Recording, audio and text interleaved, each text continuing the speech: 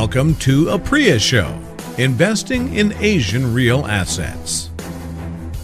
This is the APREA Podcast with me, Mark Cooper. And today I'm talking to Bernie Devine, who is Regional Director, Asia Pacific at real estate software company Yardi.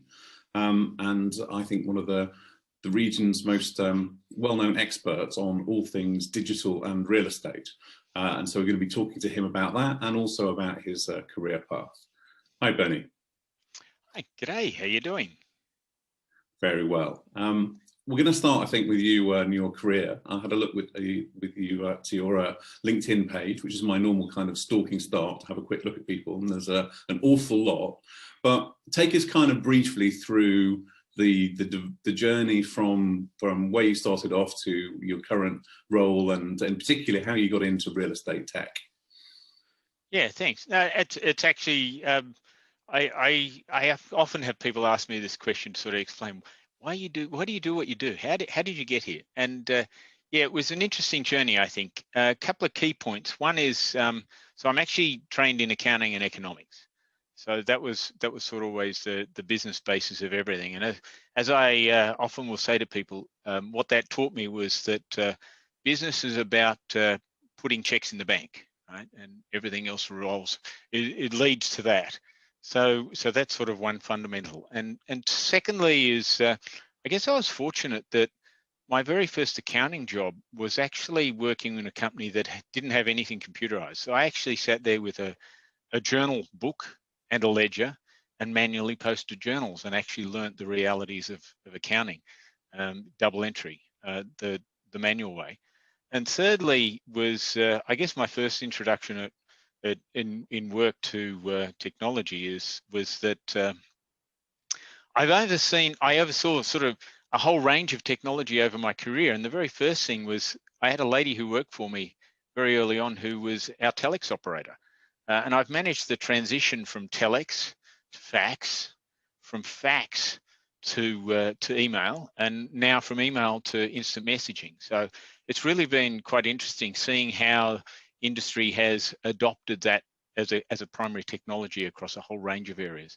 So yeah, that's sort of part of the journey. The other thing I'd say is I've always been a slightly, I guess, opportunistic.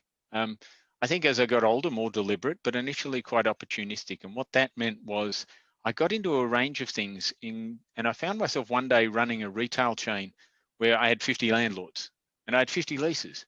And I learned very quickly what real estate leasing was all about.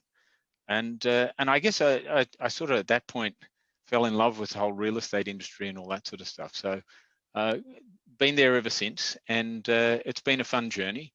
Met the Yardi organization first time around about 20 years ago. And then eventually, after me doing lots of things in different parts of the world, including the US and the Middle East, Australia and Asia, in 2014, we figured out how we could work together. And that's where I've been ever since. And do you think that can you see sort of linear progress? Can you see a kind of a line between square one and where you are today? Or is it really kind of far more digressive than that? Well, as I said, I think when I was younger, it was very much opportunistic. Things came along and I said, yeah, I'll go do that. So from one point there, I had the opportunity to be part of a startup that was the second IBM PC dealership in Australia. That was in the early to mid 80s. And that was really it just popped up from a friend of mine. I just said, I'm going to go do it. And I did. And it was a wild, crazy ride, the beginnings of technology in the PC world. My business partner was a co-author of VisiCalc, the first spreadsheet software. And we had long phone conversations in the middle of the night with Steve Jobs, just because my partner and he were mates and that sort of stuff. And we did all sorts of other things. But along the way, it really taught me a lot about business, taught me a lot about technology. But yeah, as I said, younger, opportunistic, went in multiple directions. I think I probably got about halfway to where I am today, and I started to think, no, it really is real estate technology. People process technology around real estate is what I'm focused on, and that's what I've been doing for probably the last 25 years. And do you think, I mean, looking back with hindsight, would you have been more structured early on, or maybe think there was, you could have done a few Yeah, I random should have things been. recently? I should have been. I definitely should have been more structured early on. I think, as I said, it was just probably a little bit too much, as I said, opportunistic, fun, adventurous ideas. Some of them didn't make money. Some of them did. Been part of 4 startups, and I'm not a billionaire, so obviously none of them were unicorns. So there you go. And I think, I look back now, I know a hell of a lot more about real estate investment and the real estate investment world than I did when I started.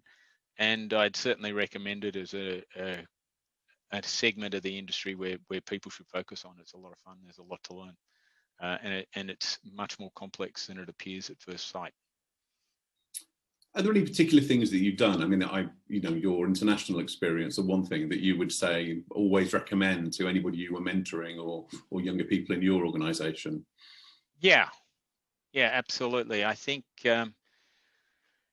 one of the things I'd recommend for anyone on the technology side of the real estate industry is go out and unfortunately I'd say go out and get a real job, go and actually work in the real estate industry for a bit.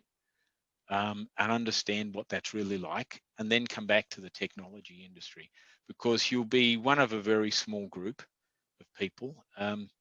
There are not that many people in the real estate industry who really understand technology, and there are not that many people in the technology industry who really understand real estate. And I've always seen myself as one of those people who has that bridge where I know more about real estate than most people in technology. There are a lot of people in real estate know more about real estate than me, but I know more about real estate than most people in tech. And I know a bit more about tech than most people in real estate. And that's where I see, the specialty of what I do. And I think it's a really interesting, it can be very frustrating because you can see how the real estate industry, is struggling to really adopt what it could be doing. And at the same time, it's a bit frustrating when this whole prop tech revolution has been fantastic and amazing. But again, I've watched startups where I've gone, that's not going to work.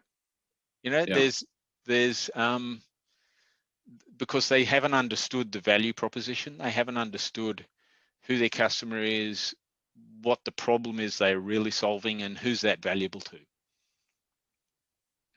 Okay, we'll get back to real estate and tech shortly, but first, just talk a bit about Yardi and how you've been affected by the pandemic in the terms of your database business, and also in terms of how you're working with clients, what they're looking for, what they're not looking for. Yep. So first up, I think one of the really pleasing things is that we've done particularly well out of COVID, in as much as on the one hand, it didn't overly affect our business. We still grew through the last 12 months, maybe not as rapidly as historically, but we still had some good solid growth, and we were able to help quite a bit. So we did a bunch of things where we contributed to nearly $4 million to food banks around the world as donations. And secondly, establishing some grants with a couple of industry associations to help them focus on key issues that need to be focused on during the pandemic. It's to again help the industry get through the whole situation. So we're very, very, very fortunate that we were able to do that, and that we were able to grow. We were able to keep service levels to our customers exactly as they have been. So that's all been fantastic. In terms of what we really focus on and do, I think that I always say the core of what Yardi does. I mean, we do more than this, but the core of what we do is we bring process to real estate. So we're about enabling business process, and that's everything from, on the one hand, a simple thing like a work order to change a light bulb, through to a capital call for a private equity fund, and automating the processes around that. But it's more than that, because it's really about not only enabling those processes, but then the data that those processes gather helping management by turning that data into information. I always say the difference between data and information is data in context. And that's really what we aim to deliver, is we aim to deliver data in context to our client management so that they can make that data real time, so they can make accurate, the best decision they can in a timely manner, and that helps them improve the performance of their business. So that's really what we're about. And then I think the other key thing is that we continue to innovate. So Anant Yardi, who started the company, still owns and runs the company, and the senior management team, and in fact everyone at Yardi is very focused on how can we continue to add value to the industry. And we establish small teams within the business with sort of a sink or swim approach. It says, here's a great idea, go see what you can make it into a product that we can sell and make money from. I mean, if you don't, you still got a job, you can come back and do something else, but it is very much here's a chance to go and do something. And that fosters innovation in the business. And if you look across the business at any one time, there'd be at least a dozen of those teams working on something that could be very sensible, or we'll look back on it and go, well, that was a bit crazy, but so innovation is still very much at the core of our business as well in terms of the culture. And have you changed the way you work at all as a consequence of COVID? And do you think that any of those changes might be permanent? Sure. And look, I think the whole COVID situation obviously came as a big surprise to everyone, and no one was ready for it. And we did a lot of things very quickly to sort that out. Sorry, let's just pause there. You can cut that bit. Sorry. We did a lot of things quickly to respond to COVID. One of those was we moved to a work from home model, and we've got everyone globally in a work from home model still today, with a few exceptions in terms of essential staff and that sort of thing.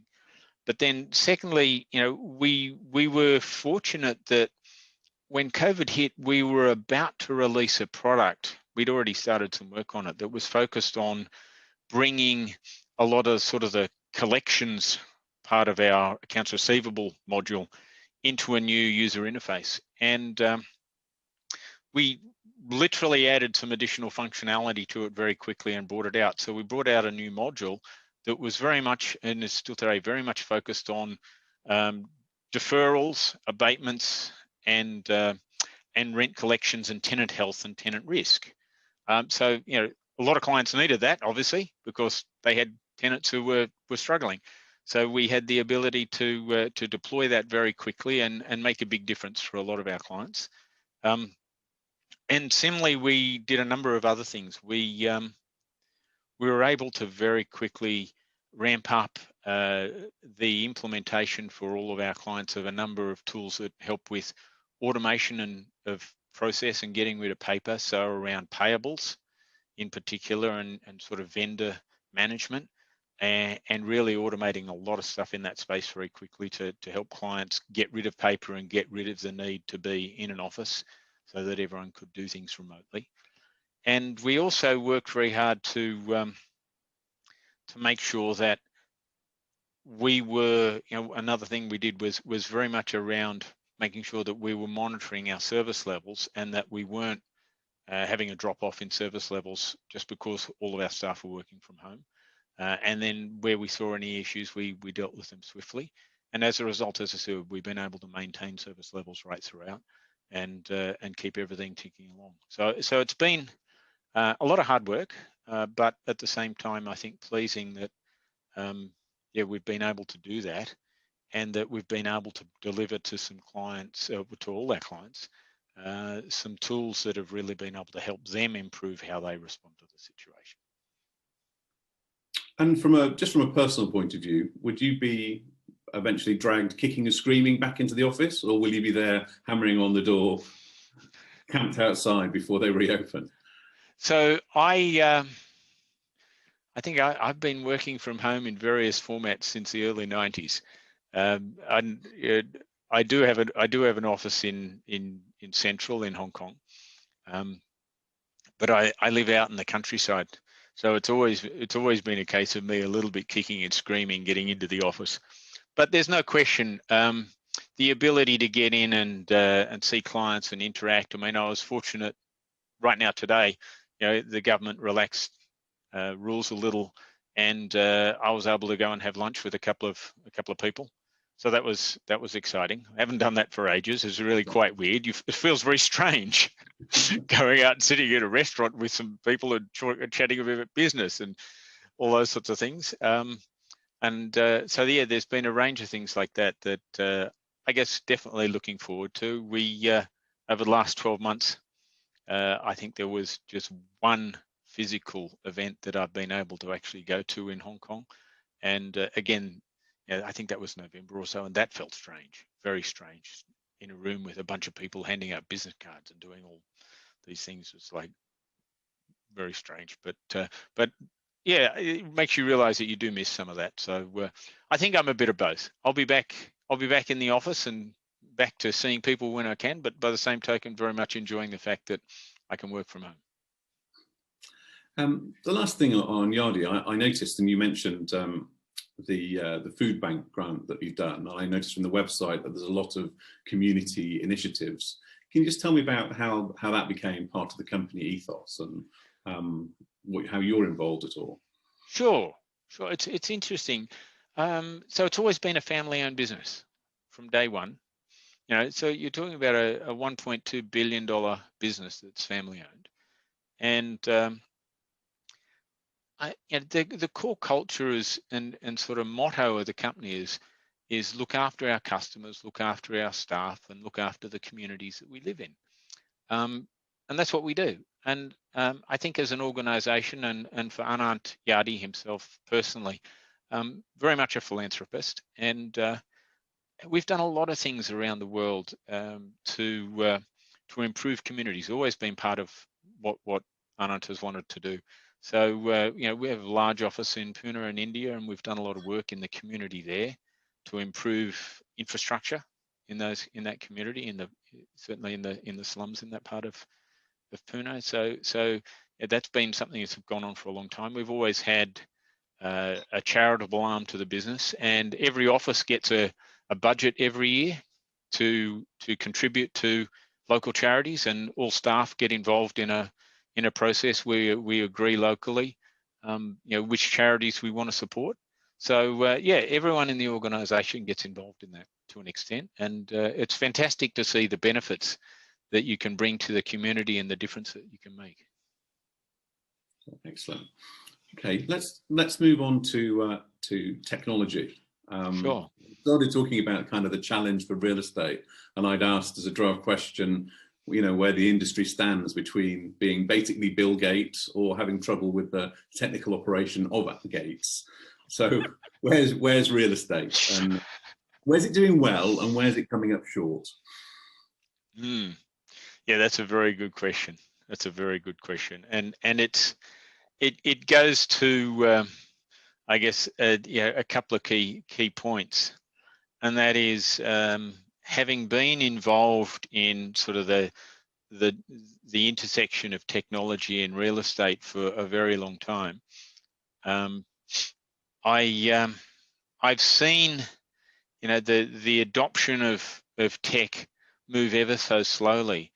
I mean, 20 years ago, I was writing a column for one of the industry associations in Australia for their magazine, and I was cleaning out some stuff, that bookcase recently, and I scanned all of those because they were still in the magazines, and I realised I'd written about in 1999 I'd written about mobile phones and how they'd be good for the industry. And you go, gosh, things have changed, haven't they? A little bit. So I'd say, I think, although we always say that real estate lags, I'm constantly seeing the industry moving forward at a pace, certainly not at the same pace as the telecoms and the banking industry has moved forward in terms of adopting tech, but nonetheless at a pace, and we're getting better. And I think the COVID situation has really highlighted a bunch of opportunities for the industry that were sensible, and things that might have taken 5 years have been done in 5 months. So that's fantastic. So I think the industry is lurching towards a more automated world, and I think it's going to get more rapid. I think the momentum is building for the simple reason that because of mobile phones and sort of location-based technology and data and the smart building developments and smart cities and all those sorts of things, it's really bringing real estate closer to the consumer. And it's really, a term I like to use is you need to think about buildings as devices, and that changes how you think about buildings and what they need to do, and how people interact with them, right? Engage with them, and that is happening and coming. And there's two things I think that are important for that to happen more effectively and get faster, and that is on the device side and on the software side, for that ubiquitous device that has an AI-driven operating system, so that there's a seamless handoff between apps. At the moment, we all have to jump from app to app to app to get anything done. But if a smart OS could actually get you from app to app seamlessly and make a whole activity really easy to do. And on the other side of that is having the building and the business that runs that building able to effectively respond to that in an automated way. That to me is the nirvana. That is the magic kingdom that the real estate industry needs to get to, and it needs consumers to get to the other side of it with the help of operating systems, etc. So it's not going to happen overnight. It's very much going to be an evolution, not a revolution, but it will get there. And I think as I said, the momentum is there. It's building. What we've done in the last 10 years in terms of change, I would say we're on a logarithmic scale. I think every year going forward from here, you're going to see, the last 10 years be compressed into 1 or 2. And in what particular areas do you expect to see the most rapid change? Well, I think that we're finally getting close to the point where IoT is really getting some broader acceptance, and people are starting to understand the value. And you've got to remember that at the end of the day, with any new tech in real estate, it's got to become part of a business case. You've got an investment manager in a fund or in a REIT or at a developer somewhere who's saying, does this give me an ROI? Do I get more ROI by putting $1 into this piece of tech or $1 into that brick? Right? You're always competing. So tech is competing against bricks and shiny things. Right? So at the end of the day, as long as I think technology vendors can demonstrate that $1 of tech will give you more ROI than another brick, then you're going to continue to succeed. But that's really a key to making this move forward effectively. And the areas, such as I said, IoT is now finally getting to the point where that ROI is being demonstrated, particularly in energy and a few other areas. Mostly around other areas of sustainability. 2 is, I would say, we've seen some really good examples in the last 12 months of big data, but I think there is definitely more to do before that really starts to get traction in the ROI space, but it's getting close. And I think the third thing would be the development of better asset management sort of dashboarding tools. We've done a lot of work in that area recently and have delivered some great new products. And I think the industry is starting to catch up with understanding what that really means. I do think that people need to learn that they've got to get away from customizing stuff and get onto off the shelf, because it's cheaper, easier, quicker, and better. So yeah, they're sort of I think the key areas. Okay, and I suppose they're quite linked, aren't they? Internet of Things and big data and the asset management dashboard all go together in order to have that automated building. Yeah, and it goes to a broader data set. That whole big data pool that says there's a huge amount of data out there that I can pull together to to help with understanding demand for my new building, right? And the feasibility and what I should do. What are the things I should do in that new building that will maximize its use and its return? Everything from demographics and catchment and competing buildings and complementary facilities around the area, all of that data, and being able to draw that together, that's getting closer. And there are folk, I had 2 discussions in the last 2 weeks with different folk who are working in that space to see what they can bring and how to bring it together and turn that into a feed into a feasibility study, so that investment managers can make better decisions, right, with more data, but get that overview. So it is all linked, and then that flows through then to the whole budgeting process, delivery, and how do I do my tenant mix. Does it need some sort of kind of collaboration between asset owners in order to, get the biggest big data that you can, and to avoid having, very location specific silo data? I think that it goes beyond just a group of owners getting together. I think it's about governments really, the planning departments really understanding the business side of planning and seeing that in a smart city, that's their role, is to help facilitate bringing that together. Right? Because no one organisation can do that. Industry associations can do it to an extent with indexes and those sorts of things and research projects. But it's about a smart city. It's about a smart city is about having all of that data available, and you don't want that in private sector hands effectively, or I guess industry associations okay, but it really belongs with government as the facilitator to make that happen. And bring that data together in a meaningful way. Okay, because I suppose you always have questions with both the tech and data of who pays for it, who gets the benefit of it, and who owns it, I guess. Yeah, I guess. Yeah, and that's where there has to be some understanding of the fact. One of the key things is sharing some of the data that landlords have, and making sure that that's the value of that is recognised, so it becomes a commercial model to some extent, and to some extent it becomes a cooperation model, because by sharing data, one gets the benefit of everyone else's data. And there are some markets where that happens today, and there are some markets where the current attitude says it will never happen. And we would assume that those markets where people aren't prepared to collaborate would be less attractive over time? Well, I think less attractive. It's an interesting term, isn't it? Let's face the reality that Hong Kong is a market that is there's a high concentration of ownership, shall we say, as an example, and it's got very high values.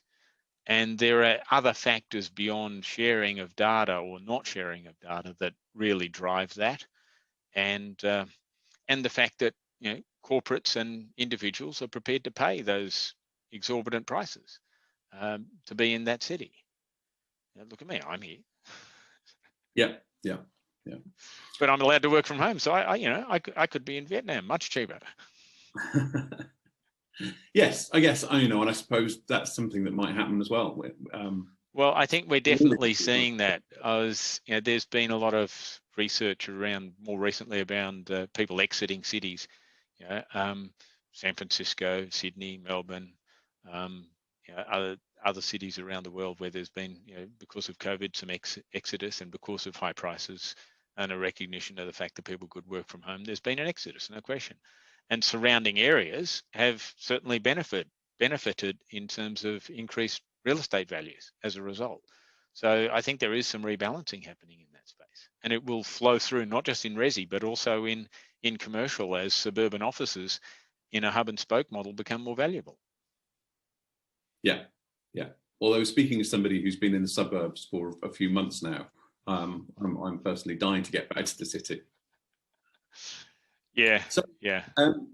talking about maybe not the dark side of tech, but are there any technologies that are sort of touted for real estate that you think are perhaps somewhat oversold, or the benefits of them might not be as significant as those involved might have you believe?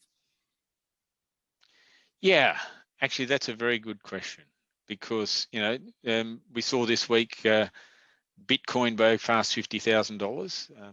Ka-ching! I got that into the story, and I think Bitcoin is a version of tokenization, right? It's the tokenization of a currency, and there's a lot of talk, and there's a few people who don't like my opinion on this because they're heavily invested in it. But my view is that the tokenization of real estate is a very narrow and very specific activity. It's the smart contract that goes with tokenization is actually where the value is, and I think people are starting to realize that. Tokenization of itself is of very limited value and is very, very specific. The smart contracts, and certainly that's an area where we're looking at, that smart contract spaces, which uses tokenization to deliver one or two key parts of its value, is definitely more interesting.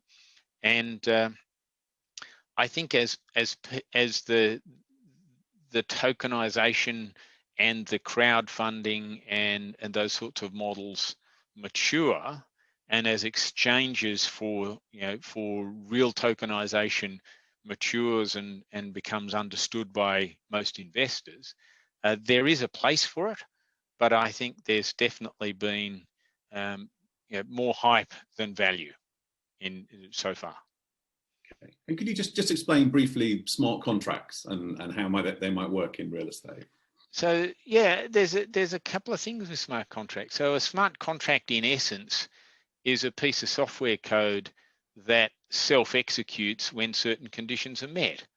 Right. So a true smart contract is entirely independent of any manual intervention. Right. So a smart contract that deposits money in your account when I get the keys to the property is not entirely smart, because it needs me to say I've got the keys to the property, unless it connects to, say, a smart lock that says, Bernie sees the key, he must have it, therefore you can have your money.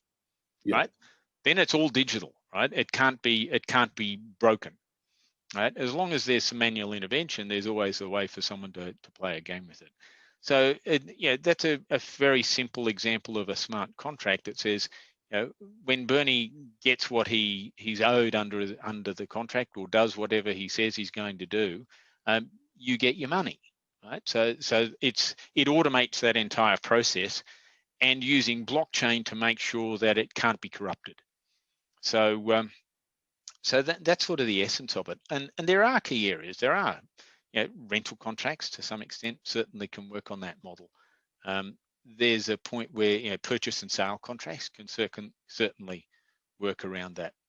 And thirdly is service contracts. So when you're looking at long-term service contracts for various pieces of equipment in buildings and service levels and all that sort of stuff, there is no question over time, I think, where people will eventually write the code that allows those service contracts to become smart contracts, right? That says, as long as the vendor's done 85% of the work orders for the month, he'll get paid his money, right? So things like that. They're examples of what they are. Yeah. Okay. And other technologies, and maybe either hard or softs that you would expect to change real estate over the next decade or so. I definitely think the medium term, and that up to 10 years, we're really talking about artificial intelligence and big data. They will be the big game changers over the next 10 years, no question. And I think IoT, smart cities, all of that stuff will lean on and deliver value through artificial intelligence. And how across, say, Asia, smart city initiatives, we've kind of seen them in a variety of nations. Where is sort of ahead of the curve in developing these? I'd have to say I think the two areas I've seen really leading the pack are one, China. Right? It's really developed its own thing and done very, very well. The level of investment, the level of innovation is extraordinary. And two is, to an extent, I think Singapore has similarly, worked very hard. Still has some shackles around it in terms of innovation, but they're getting there, and definitely made a move very much in the right direction and leading a lot of what's going on. A lot of investment in Singapore and smart cities. A few other areas. I mean, there's stuff in Malaysia that's also interesting and very innovative. But yeah, I'd say China and Singapore are definitely the two areas I see as leading it. I should probably not leave Korea off the list because I spent before Yardi, I spent quite a bit of time in Korea working on a couple of smart city projects, and they've similarly done quite a lot of pretty interesting work. Okay, now obviously Singapore and China, or maybe not Korea, have kind of actively involved governments who are integrated into the economy. Do you need that level of government intervention to make a smart city work, or is there a sort of market-based version or a more market-based version?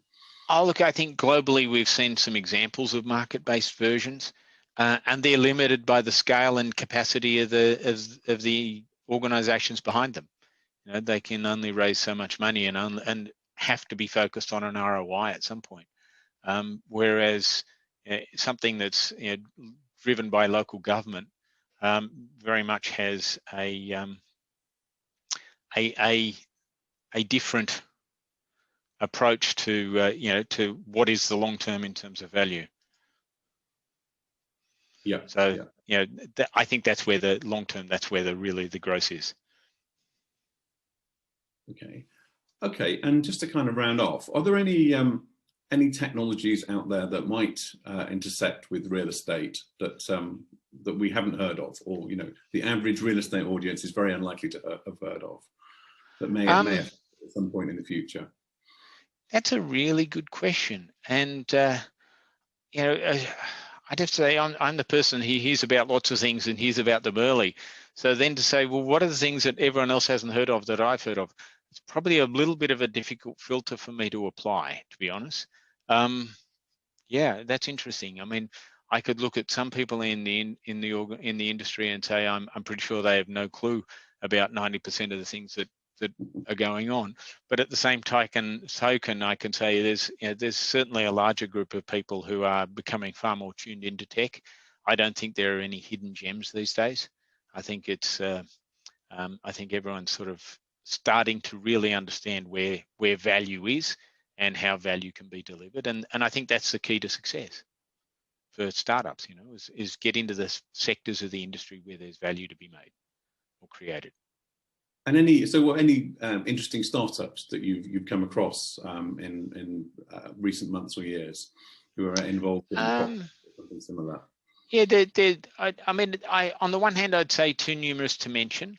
On the other hand, I'd say, despite what I said earlier, in the tokenization space, there's definitely some really interesting things going on there, and smart contracts and those sorts of things. And secondly, there's I think there's no question around the property listing and acquisition of property data, aggregation of property data. There's some really interesting stuff going on there. And thirdly, and as part of that, I think aligning what I call spatial economics with then the business case of a property. There's some really interesting work in acquiring all of that data that influences what do I think the feasibility of a building is. So yeah, definitely some interesting stuff going on there that's worthwhile. And then IoT, I think we're only seeing sort of, I think, phase one of IoT, and there are some companies that are starting to get smart with how IoT, and particularly as a result of the pandemic, thinking about how can we really get touchless with more things, particularly access. There's some really good innovation in that space.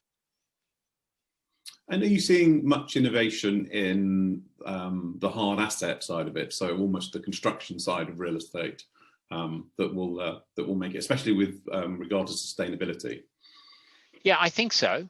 And look, to be honest, I guess for the last 6 or 7 years being focused with Yardi, I've been less about Contech, but nonetheless, I think, you know, the 3D printing, the IoT, the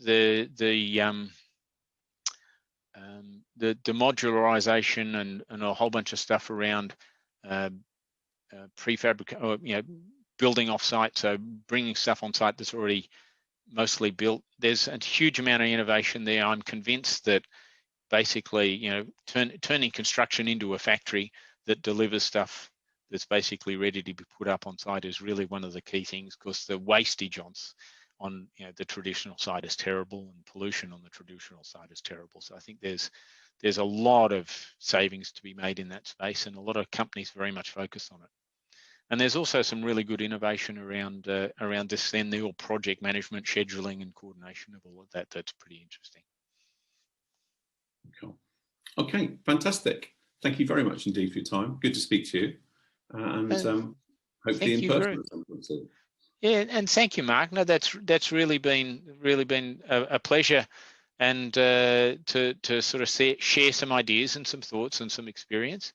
And so thanks to APREA for showing interest in supporting us in that. And yeah, we're always around. I'm always here to help anyone who has any questions about tech in real estate.